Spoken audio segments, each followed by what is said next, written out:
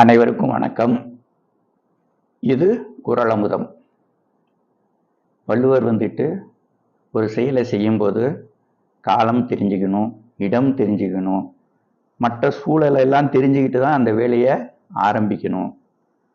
எப்படி நல்லபடியா முடிப்போம் அப்படின்னு திட்டமிட்டு ஆரம்பிக்கணும்னு சொல்றாரு. இப்போ அவரை முக்கியமா சொல்றது காலம் அறிதல்.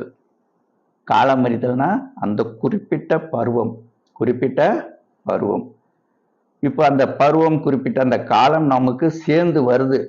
கரெக்டா சேர்ந்து வர்ற நேரத்துல நாம என்ன பண்ணணும்?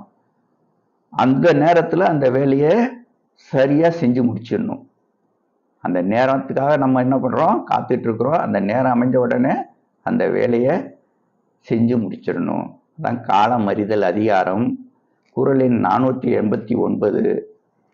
எய்தற்கு அரியது இயந்தக்கால், அந்நிலையே செய்தற்கு அரிய செயல்.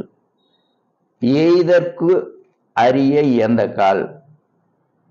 ஒரு வேலையை செய்யறதுக்கு மிக சிறப்பான, ரொம்ப அபூர்வமான ஒரு சூழ்நிலை நமக்கு அமையுது. மிக அபூர்வமான ஒரு சூழ்நிலை அமையுது.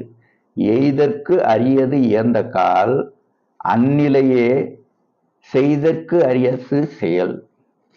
அந்நிலையே செய்தற்கு அரிய செயல். ரொம்ப அரிய செயலா இருந்தா கூட அந்த நேரத்துல நாம உடனே செஞ்சிடணும். இப்போ வானவில் தோன்றுது. வானவிலை பத்தி நம்ம மாணவர்களுக்கு சொல்லணும், குழந்தைங்களுக்கு சொல்லணும் அப்படின்னா என்ன பண்ணணும்?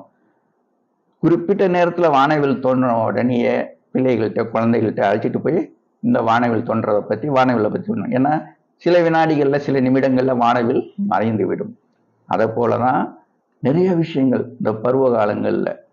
இப்போ காத்தடிக்கும் போதே தூற்றிக்கொள், காற்றுள்ள போதே தூற்றிக்கொள்ளணும். காற்று இல்லாம விவசாயிகள் அந்த பதரை தூற்றி எடுக்க முடியாம கஷ்டப்படுவாங்க. அது மாதிரி செய்தற்கு அரியது இயந்தக்கால். செய்தற்கு அரியது நமக்கு அமையிறது ரொம்ப அபூர்வமா அமையுது. அந்த விஷயம் அமைஞ்சிருச்சு. அந்நிலையே, அந்த அமைஞ்ச அந்த நேரத்திலேயே நாம என்ன பண்ணோம்? செய்தற்கு அரிய செயல். அந்த அரிய செயலை உடனே செய்து முடிக்கணும் அப்படிங்கிறார். மீண்டும் ஒரு குறளோடு சந்திப்போம். நன்றி.